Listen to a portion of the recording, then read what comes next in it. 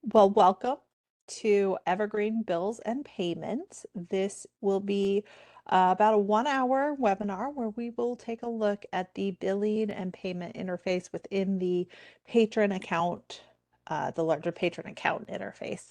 And it'll be a chance to kind of go over how the bills function kind of under the hood, as well as what happens when you pay a bill. We do get tickets quite often about trying to understand and sort of parse apart some of the different things that happen um, when libraries are trying to run reports of billing.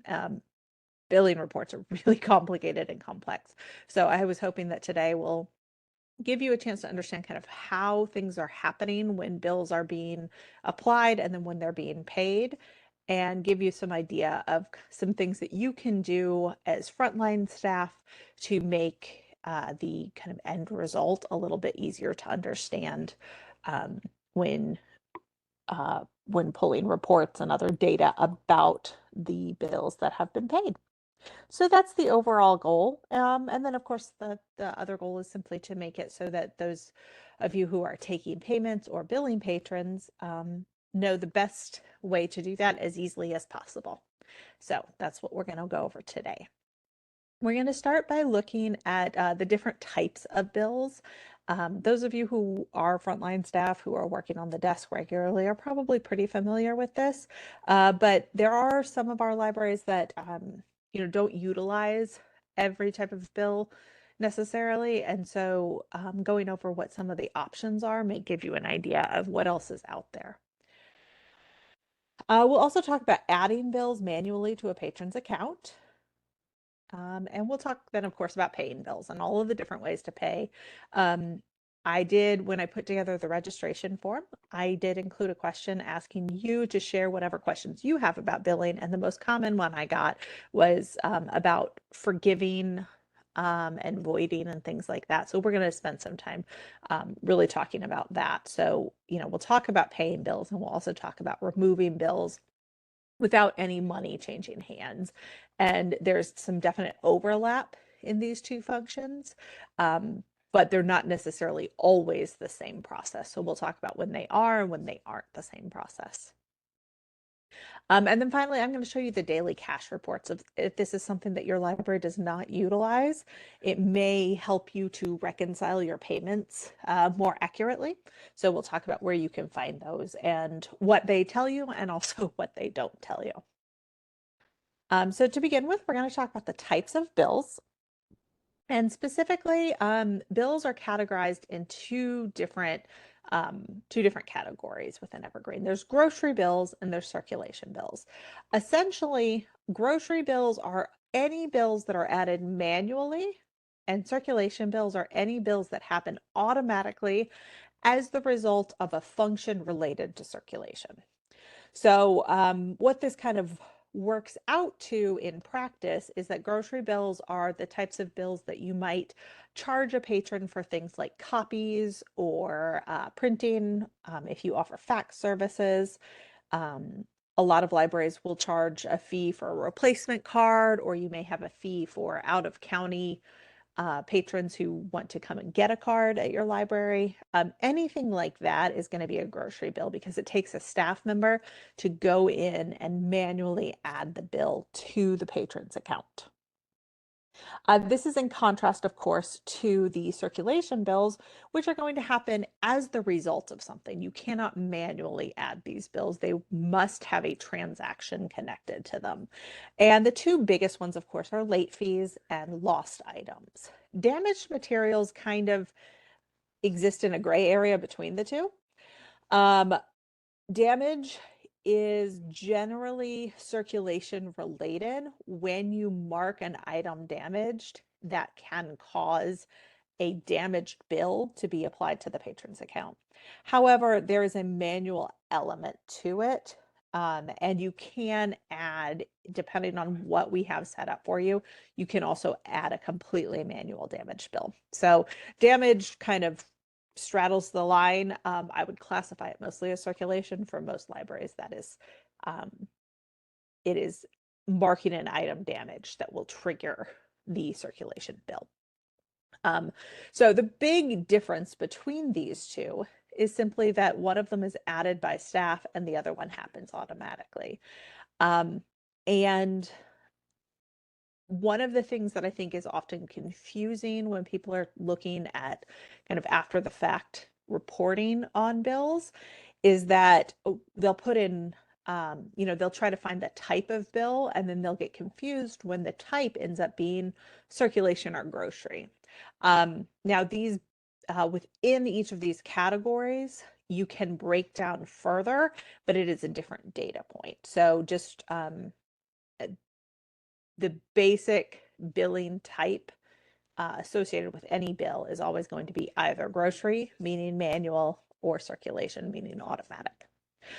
Before we move on, I wanted to briefly show you the process of adding grocery bills. Now, I said earlier that our that some of our libraries don't have different settings for this. We do have libraries that really just don't use grocery bills at all. And, if they charge for copies or something like that, they just take the money. They don't ever apply it to a patron account.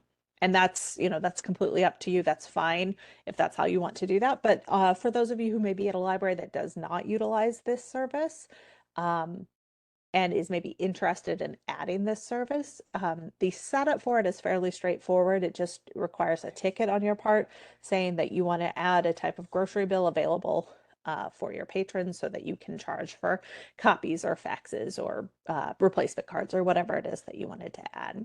Everyone does have at minimum the option to do miscellaneous. So if you're ever in a situation where your library is not generally set up for grocery bills, but you do need to charge a patron, a patron comes in and prints a bunch of stuff but doesn't have any cash on them, and you want to be able to charge their account for them. You can do that using miscellaneous. But if it is a service that you want to offer regularly, then let us know and we can set up specific options for you. So the process of adding a grocery bill, simply when you're in a patron's account. So right now we're here in Sarah Smith's account. You can see she's already got several bills. We'll deal with some of those a little later. But you come into this bills tab here, and then you come down here and you choose the bill patron button. And what this does is it gives you a drop down of billing types. You can see that miscellaneous is always an option. I'm currently logged into a workstation for a library that does not have other types of bills. In a minute, I'm going to change my workstation to one that does so that you can see some of the different options. But what you can do if there aren't additional options for you is that you can always choose this miscellaneous, enter your amount, and then you can write a note. And if you're doing a miscellaneous bill, I definitely recommend you write a note. And these annotations are really helpful in reporting because, as I said, depending on the data points you pull into a report, you may not always have a great amount of information about why somebody was billed the way they were billed. So the notes are an option for your library to actually get better detail on that. So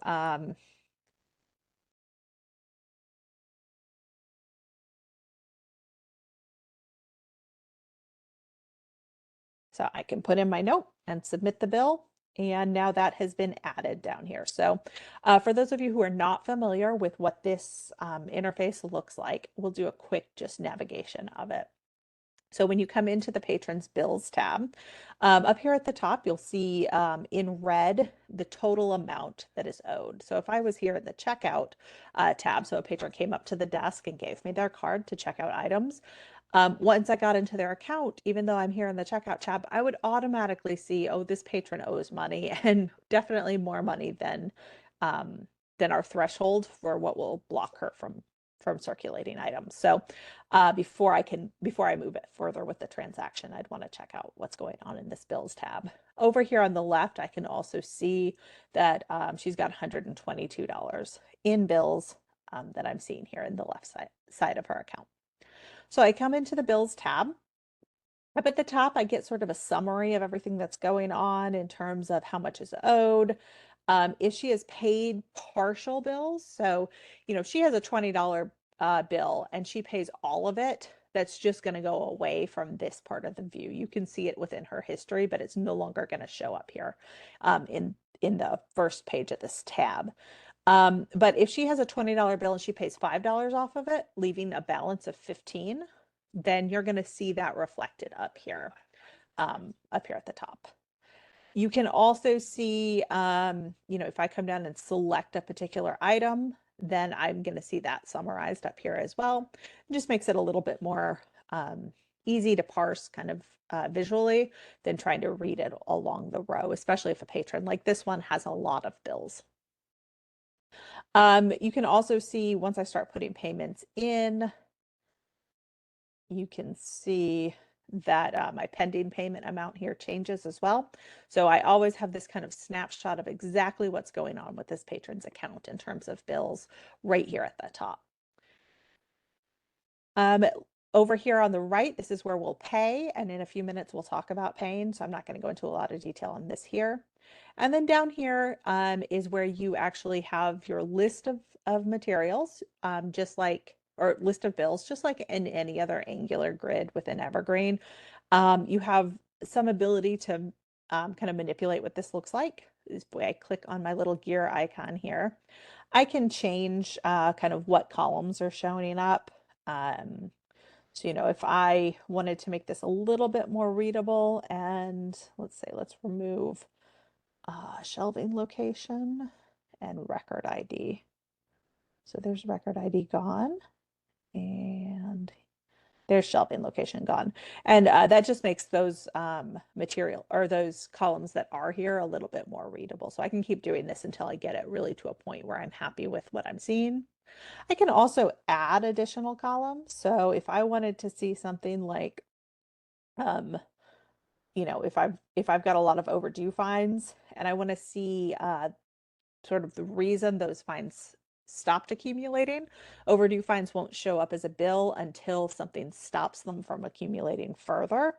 So I could choose stop fines reason as one of my columns, and then I can see, all right, so this one moved into a state of no longer accumulating overdue fines because it was marked lost. This one simply hit our library's max fine rule, so it's not going to accumulate further fines. When it hit that, the bill was added. So that can be useful. You see down here when I have this grocery bill that I've added, that stop fines reason is blank because it was a singular event and it was unrelated to circulation. Some other things to look for here. This type column, this is where you see that sort of a distinction between the circulation and the grocery bills. And then you do have a lot of different columns having to do with amounts. So we have our total paid and our total billed. If we were to pay a portion of a larger bill, this would stay visible within this grid. And then the total paid amount would change, and then the total billed amount would stay the same. You can, and I don't think it's up here yet, you can add, I believe, a column for balance due.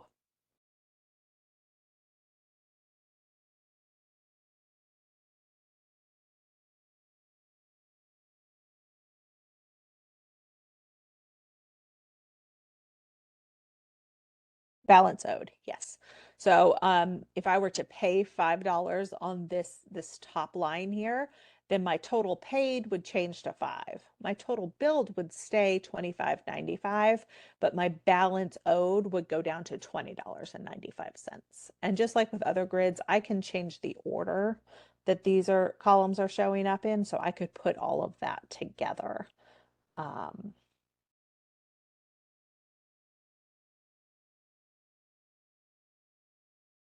Where's my balance owed?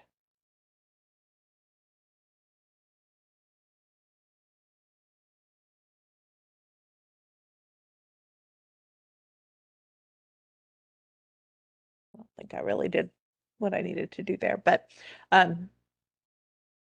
essentially I can move that one up. I don't want to sit there and click the arrow button because it's really far down the list. So you can manipulate this to make it much more readable. Personally, I find what I'm looking at right now really overwhelming. It has a lot of information I don't really need. It has some information I do need, but I can't even read what it is unless I hover over it.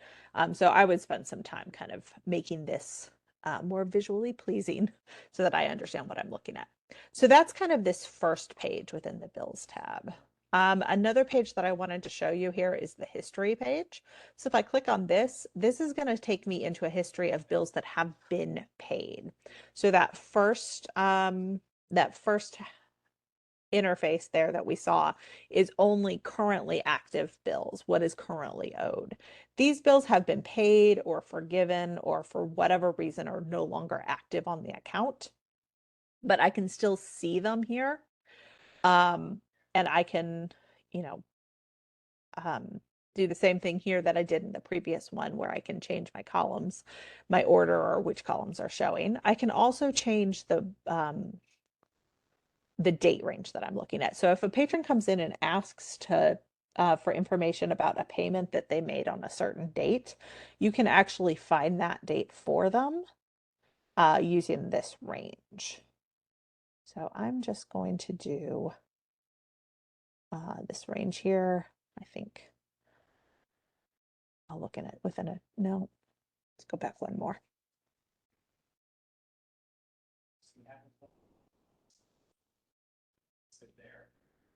There we go. I knew I had paid a bunch of bills on her account, but I couldn't remember what month they were paid in. I think it was December. Yeah, November. So I can come in here and I can sort of change the date range for the the bills that I want to look at and get a snapshot of those bills. So this is really useful if a patron has kind of a large billing history and you're trying to narrow down to something specific. I can look at more information about any of these simply by selecting it and coming up here to my actions menu and choosing full details. So I can come in here, I can get a nice sort of summary of it, and then I can also get details of payments that were made. So this is especially useful if a patron pays for a very large bill over time. So, if they have like $100 that they owe for a single lost item and they want to come in and pay $5 a week for it, this is a good way to kind of keep track of that, of those payments over time. The one thing that I don't like about this much is that once you're in this sort of detail page, it's hard to get back to the history page. The only way I've found to do it is to go back into the bills tab and then select the item again and then hit the history button again. If somebody knows of a quicker way to do it, please let me know. All right. The other thing that you can do within this billing history page is come up here to the payments tab. And so the transactions tab will give you everything. It'll give you payments, it'll give you bills that were applied, it'll give you basically anything that was done with a bill. The payments tab very specifically is going to give you information about payments that were made. And let's see, I've got this. There we go. I knew it needed to load. And so this is just kind of gives you a more selective view than the full transactions tab. Oh, apparently, my Google has started failing again.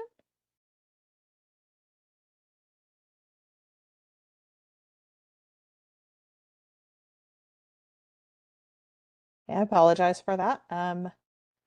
I used to have a problem where Google failed on me quite regularly. That had been fixed by IT, and it looks like it might be coming back. That's the second time this has happened today.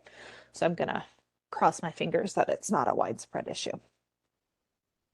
All right, so within the payments tab, you're able to see a history of specifically payments, not necessarily the bills that were added, but the payments that were made. So this may be several payments um, on the same item. It may be each individual payment, and it gives you information, including the notes that were put onto a bill or onto a payment, and information about how the bill was actually paid, whether that's cash or check or whatever.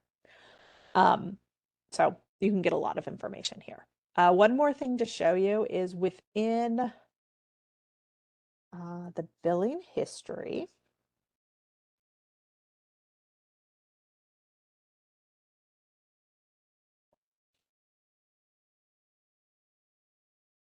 I can come up here to my actions menu and I can choose to print a bill. So if a patron comes in and would like to um, get a printout, like almost an invoice of something that they have paid or a payment that they owe, you can print that for them from here. So that was sort of my quick overview of navigating around within this interface. We'll come back to all these pieces as we go through, but I wanted to kind of give you a tour to get started. So we've looked at um, the types of bills, and we've looked at actually adding grocery bills, those manually added bills. Let's talk now about paying bills. So payment options are basically as wide as your library wants them to be. Obviously, cash is always an option. If your library accepts checks, that is available within here. And then if your library accepts credit cards, that is also available in here. But you do have to have a third party provider to read those credit cards. And that can be made to interact with Evergreen so that you can have those payments taken care of when the credit card payment goes through. But you do have to get that third party provider set up. Um, Another option that is available that I don't think many of our libraries take advantage of, but it is an option, is that you have options to pay by work or goods, which means if you had somebody who was unable to pay a bill, but you wanted to let them come in and, shelf read for an hour in order to pay off their bills, you can do that and you can actually create a record of that. Same thing if you have maybe a canned food drive regularly, where patrons can bring in non-perishable food in exchange for basically paying off bills. That is an option within by using the goods payment. So let's take a look at that. As I said, Sarah has a lot of bills here, and we want to take care of some of these for her. So let's do a couple of payments for her. I'm going to start by taking a look at this larger one, this $25.95. And let's say she decides she's just going to pay $5 off of that. So we're going to come in here and we're just going to do a cash payment. All of my payments take place over here in this right-hand side pane. I can choose my payment type from this drop down. You see all of the different options that are available here. I'm just going to do cash, and I can annotate this if I want.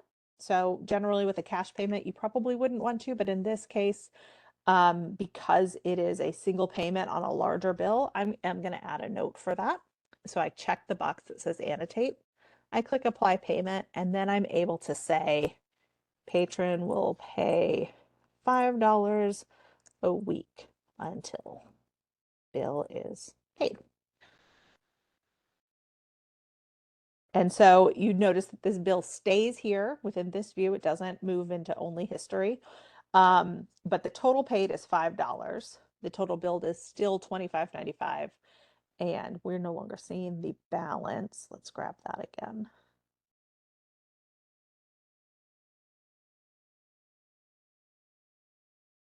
The balance owed now, of course, is $20.95.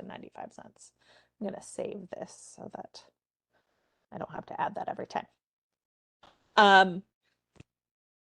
So I've done just a basic cash payment, the simplest type of payment. I can also do more complicated payments. So let's actually pay a couple of things at once. I'm going to take both of these line items here. They're both $5, and I'm going to pay both of them at once.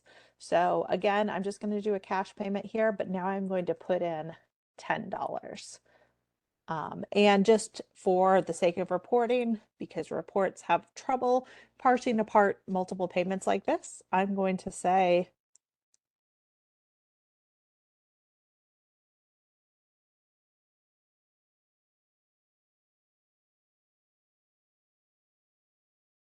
so I've annotated that. Now, in this case, they've gone away because I paid the entire bill. So they're not staying within this view.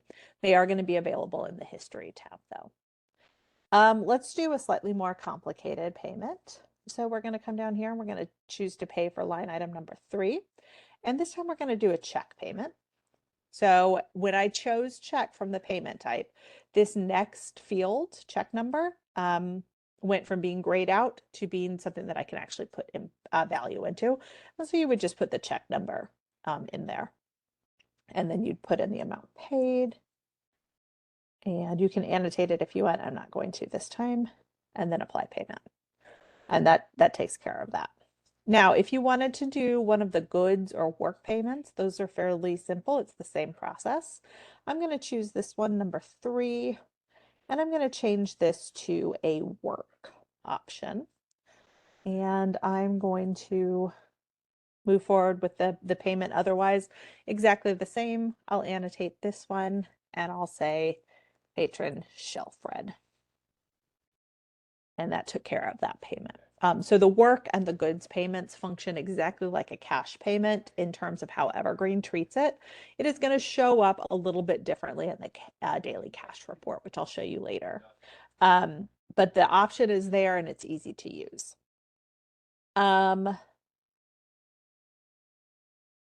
Credit cards, there's a slight difference when you're doing a credit card. So if your library is set up for credit cards, I will show you what that looks like. Obviously, I don't have a credit card reader here that I can do the other side with, but I'll show you what this part looks like.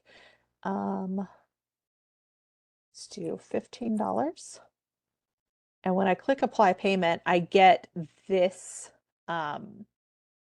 this pop-up. And so this allows me to record additional stuff about the payment. And it allows me to then process it with that external, that third-party provider. So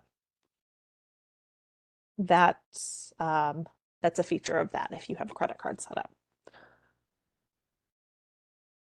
All right, we already talked about the history, so we're going to skip over that part and we're going to move into talking about removing bills. So as I said at the beginning, I did have questions from people that registered about what the difference between voiding and forgiving and things like that, and how to basically remove bills, as well as what happens to that information when you remove it. And the answer to that is it depends on how you remove it. There are 3 different ways to essentially remove a bill, and they all do something different. The first one, and this is the one that I recommend if it is a situation where somebody has a legitimate bill, but you are, for whatever reason, going to allow them to not pay it. Maybe this is a service your library offers in the sense that, like, one day a month is fine forgiveness day or something. Or it may be that you've decided to stop charging overdue fees. And so that for that little interim period between when you enact this no fee policy and when it actually goes into place, maybe you're going in and manually removing bills for people. In this case, we'd ask that you forgive the bills because this is going to function like a payment, just like a goods or a work payment, where it is saved to the database where this item did go overdue. $5 was charged to this patron for those overdue fees, and that $5 was then removed. It maintains that record, and that's important later for a variety of different factors. It may be for reports. It may be when you go in to actually deal with a patron's account, if you're purging or something like that. If there are essentially unpaid bills on the account, it will stop an account from being deleted. So you're unable to purge a patron's account if they have what Evergreen views as an unpaid bill, which means that if a patron was charged $5 and you got rid of that $5 through some other method, that's sort of being viewed as an unpaid payment, as far as Evergreen can tell. So you really do want to do the forgiveness step so that you can close out that payment on the other end. You're essentially paying it without accepting money for it. And so that is what we recommend you do. There are 2 other options though, and they may come into play in very specific situations. The first is called adjust balance to 0. Now, this is basically allows you to sort of hit a button and take a patron's balance of what they owe and turn it into zero. The only time we recommend you use this is if a patron for some reason has a negative balance. And that is highly rare. But basically, if you have a situation where maybe a patron paid for something and then you issued them a refund and you'd like to reflect that somehow within their account, but you don't want their account to have a negative balance. It's a very highly specific situation, and I don't think it happens very often. But in a situation like that, you can adjust the balance to zero, and that's going to maintain a record of any payments that were made that led to that negative balance happening, but it allows them to not have that negative balance showing on their account just because that's confusing. So you can do that. It doesn't come up often. And then the final one is voiding. I think only branch admins can do this. Potentially, it may only be system admins. I can never remember. But it does require administrative level permissions. And we would recommend that you only use this in very specific situations when the fee should never have been charged in the first place. And because of our close dates editor and how that functions, as well as various amnesty modes that you can use when checking in materials, you shouldn't have that happen very often. It is better if you have, if you've got an emergency closure, to set up your close dates editor to mark that emergency closure and therefore automatically change due dates for your patrons than to let items go overdue during your emergency closure and then try to go back in and void all those payments. For one thing, that's just a lot of work. But voiding bills also can make problems within the database. As I said, with the forgiveness, often what can end up happening is that there is kind of a memory of an open bill that doesn't have that closure point, that doesn't have a payment associated with it. But on top of that happening, you also completely remove any trace of the original bill, which means it can't even be, like, we can look at the database and we can't figure out what's going on. And that causes a lot of problems when trying to purge accounts. It also it removes that kind of paper trail, which can be useful for a variety of different reasons. So overall, we recommend that you avoid using the avoiding bills function, um, unless there really is a situation where that bill should not have been applied, period. And even then,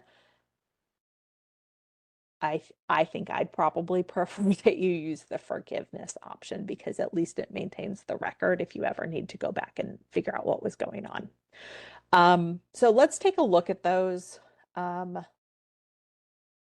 Just a little bit more about voiding. Voiding does remove all record of the bill.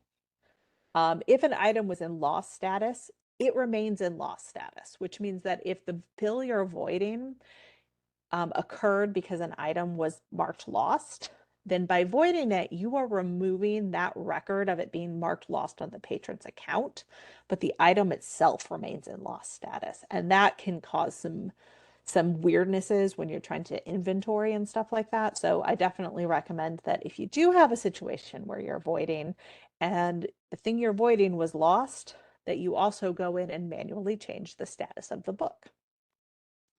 And then, of course, it removes all record of it from the patron's account. So you'd have this situation where generally if a book is marked lost, you have 2 points where that data is stored. One is on the patron's account and one is on the item.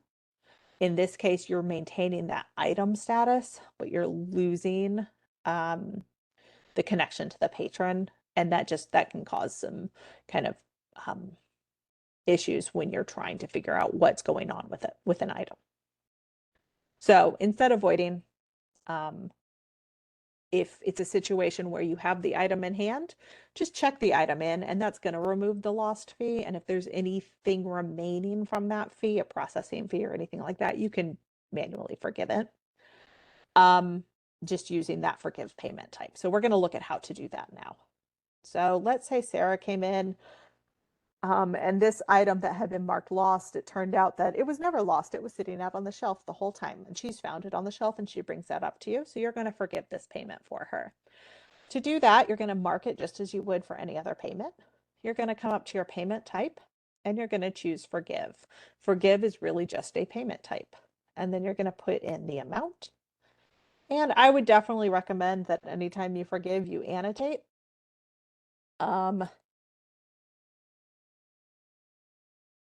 So we can do that. We can forgive the payment. We can check the item in. So the fact that it was lost completely is no longer an issue for the item or on her account, but it's been every box has been checked for that. Now, if I did want to do avoid, then I can come up here to one of these and I can come to my actions menu and I can choose void all billings. I'm not going to do that, but that option is there. And if I wanted to adjust to 0, I can also do that. And that's going to just bring her total bill amount down to 0. Now, there's also the option here for a refund. Most of our libraries do not offer refunds, but this is an option here if your library would like to.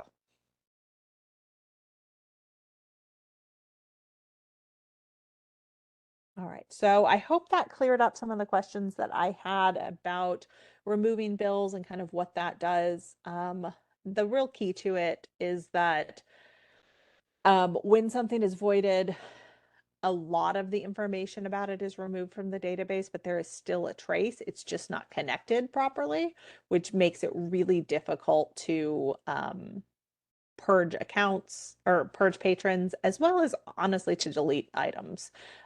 So just avoid voiding. And forgiveness will give you the ability to remove those bills while still maintaining that connection within the database.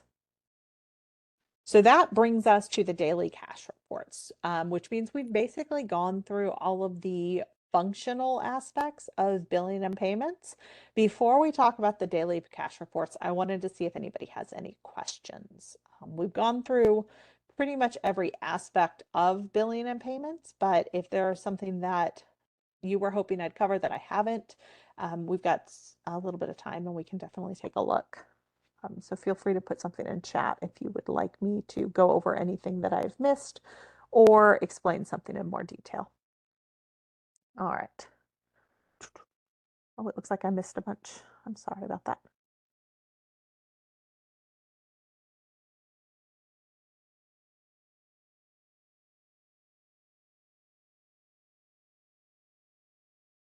All right, so Joanna asked or said that in the knowledge book, it's recommended to use the adjust to 0 option when a long lost item is checked in, but is past the auto void period.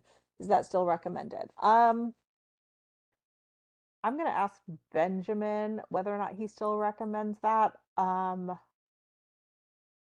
Sorry, say the question again. So, when an long lost item is checked in, so basically it's past the auto void period, like the fee wouldn't be removed automatically. Should they use adjust to 0 to remove the bill in that case? I don't know off the top of my head. I'd have to investigate. Yeah. My my thought on that is that you should probably do a forgive instead, because adjust to 0 doesn't do anything to the bill. It just makes it so the patron has a 0 balance, but the bill is still kind of floating around on their account then. Samantha, Yeah.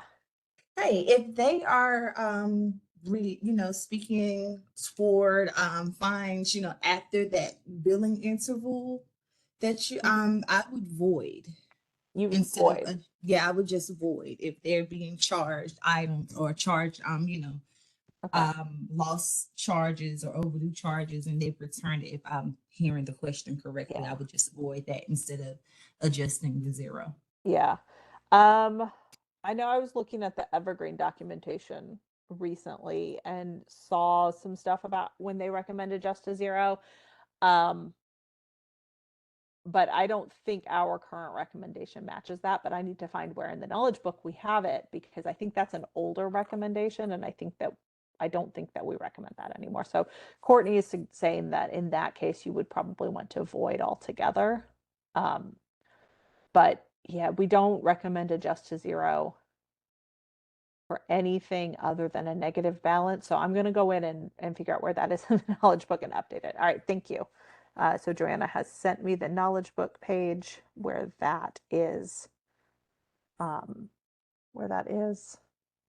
so I'll take a look at that after this and update it, because I think that is an older recommendation.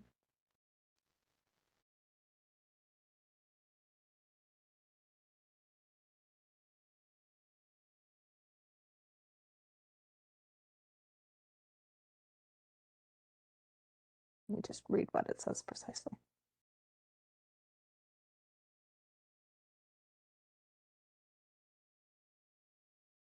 Okay.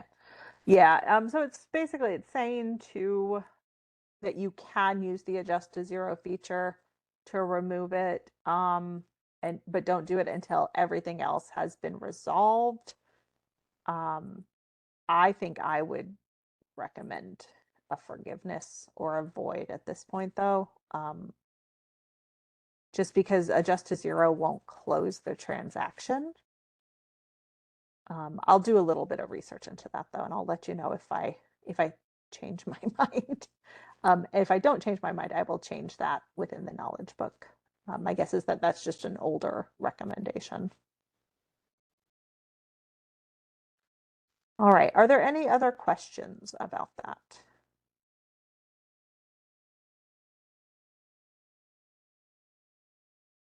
About anything that we've gone over or anything we haven't gone over?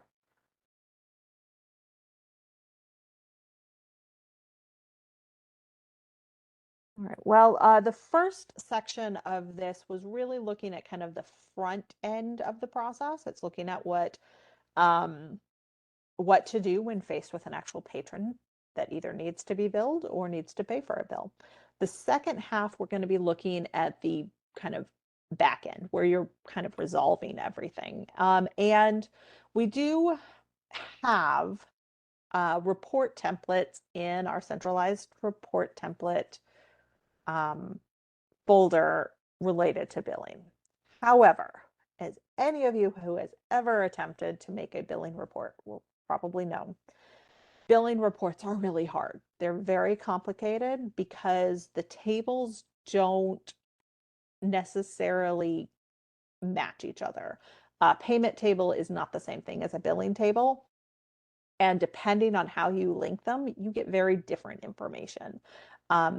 We had that one payment that we made on Sarah's account where we paid for two separate transactions in a single payment.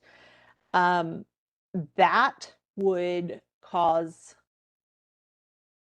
very strange outcomes in a lot of different reports that people have attempted to make with bills.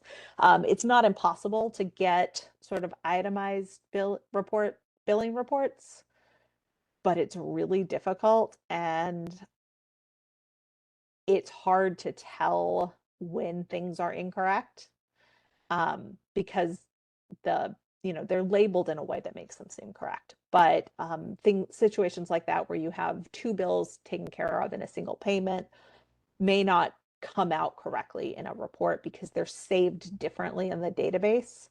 The billing and the payment are going to be saved kind of as two different line items in the database because they don't match each other. So what I recommend you do in order to get an overview of your payments is to use the daily cash reports. And this is a report that is automatically created within Evergreen, that kind of avoids some of these problems that you get within the reporter. It's not perfect. It doesn't, it's not something that you can, like a report where you can add different display fields and make it exactly what data you need. It's not adjustable like that. So you can't make it exactly what you're looking for, but it is going to give you a very accurate reflection of what your payments were. One thing you can do if you do need more specific fields in your report than are available in this is that you can run a report in the reporter, and then you can use your daily cash reports as a comparison point to make sure that the data that you're getting in your report is accurate. But the daily cash reports, I think, is very useful if for nothing else than as sort of a regular reconciling of your money intake. So you can take a look at your cash register at the end of the day every day and compare it to this daily cash report and make sure that everything matches. So the daily cash report is essentially a built-in reporting function. And you can get to it by coming up here to the administration menu and going into local administration. And from here, you choose cash reports. And that's going to just take you directly into today's report for wherever you're logged in. So currently, my working location is PAC. So that is what I'm seeing by default, and I'm seeing today's date by default. I can change that, so I can make it a wider range. I can do this weekly instead of daily, and I could also make it my entire system rather than just my branch, or I could, I guess I can't do an entire system. I'd have to do it branch by branch, but I could look at multiple branches. So if I am sort of the person in charge of the money across all of my system, I can look at each branch within my system and get their information. I have two different things that I can look at within the concept of cash reports. I have my desk payments and my user payments. That's a little bit of a misnomer because basically what I'm seeing are money payments and non-money payments. So desk payments allow me to see each workstation and how much money that workstation took in cash, check, credit card, and debit card. So I can see that this first workstation today took in $43.95 in cash, $53.95 in checks, $0 in credit cards, and $0 in debit cards.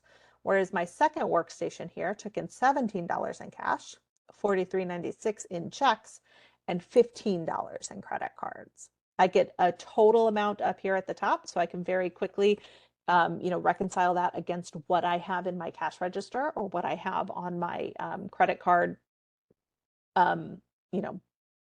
report for the day from my third-party credit card provider. And then I can also look at it individually. So I can get an idea, if it doesn't quite balance out, I can see where the discrepancy is coming in, which workstation that's coming from.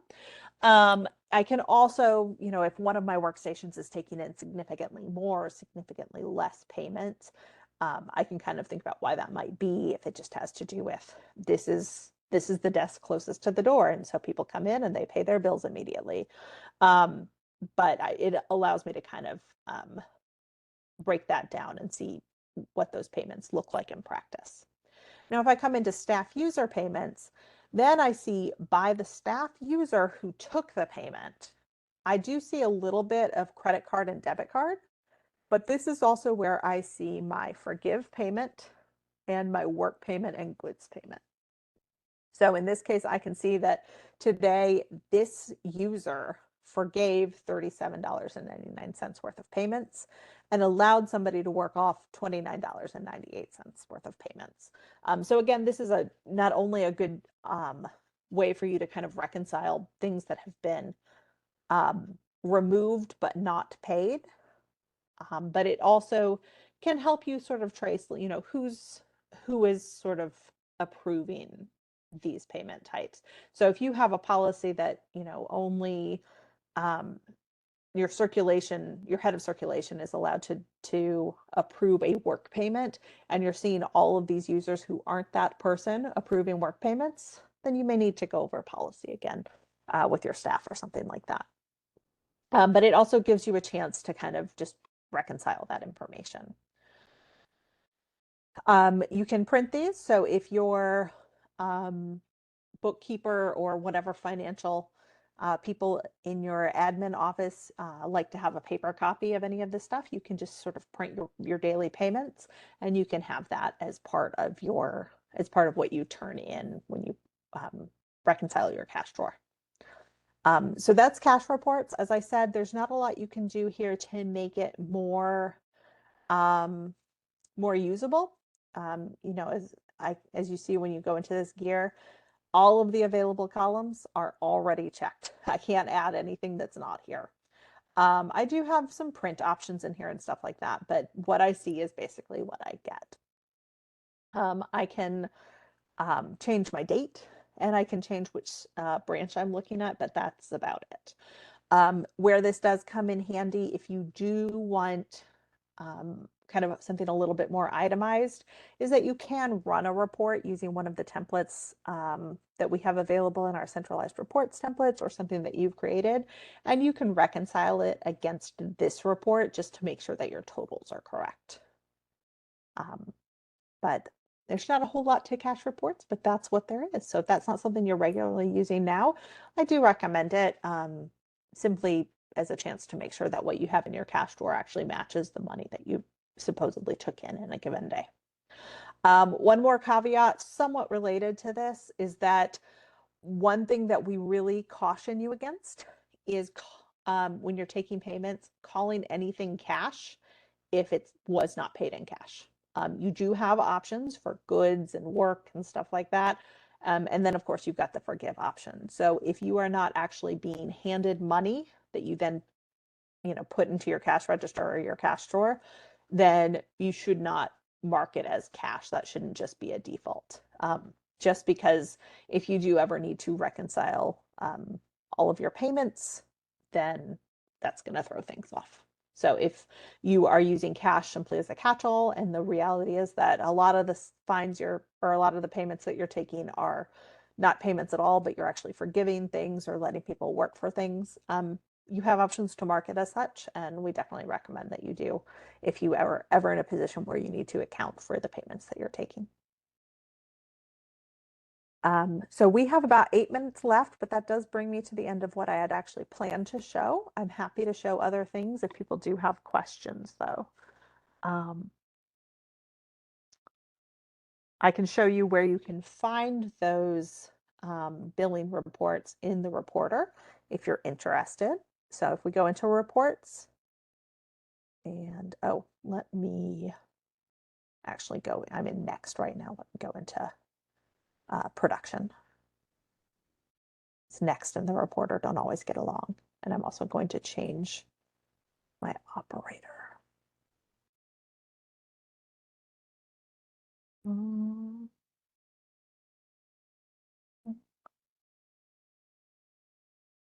Maybe I need to stay in next.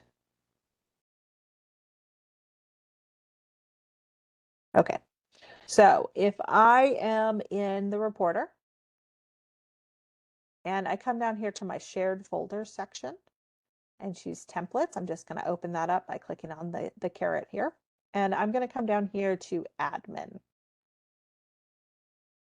And then from admin, I'm going to find centralized reports templates, and I'm going to expand that one. And billing and payments is here second from the bottom. I'm going to expand one more time so I can get counts and lists. So depending on whether you want an itemized list or just a count of the number of things that happened, the number of different types of transactions, you would choose the right folder. I'm going to choose lists here. And then you just have a bunch of different options. You know, you've got everything from just sort of bills by copy status. If you want to see a list of items that have outstanding bills on them right now and what that item status is, whether it is currently out there in circulation and it just has some overdue fines associated with it, or whether it is currently lost and that is the bill that is associated with it. You're able to see that. And then we've got some other things. List of forgiven payments is useful. List of payments by, you've got credit card in this case, but you could also, we've got others. They're not necessarily in order, but payments by cash or goods or things like that. So you do have a lot of different options here. And then your basic one, payments by date. I would recommend with any of these that you go in and reconcile it against the cash report for that date, though.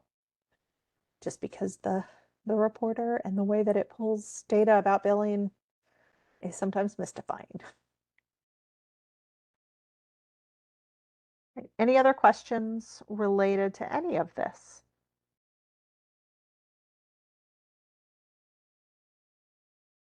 I tried to keep this at kind of a, you know, frontline what to do when presented with the need to bill or take a payment perspective. But if we've got more administrative questions as well, we can take a look at those.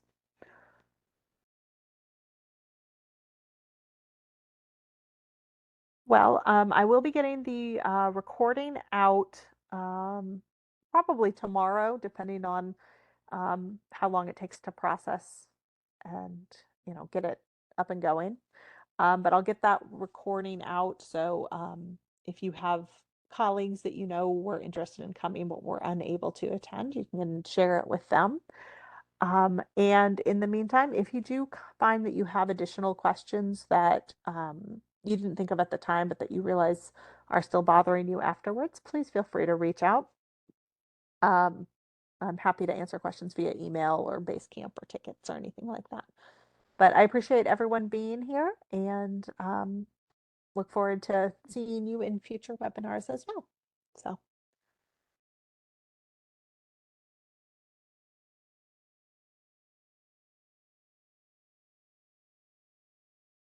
All right.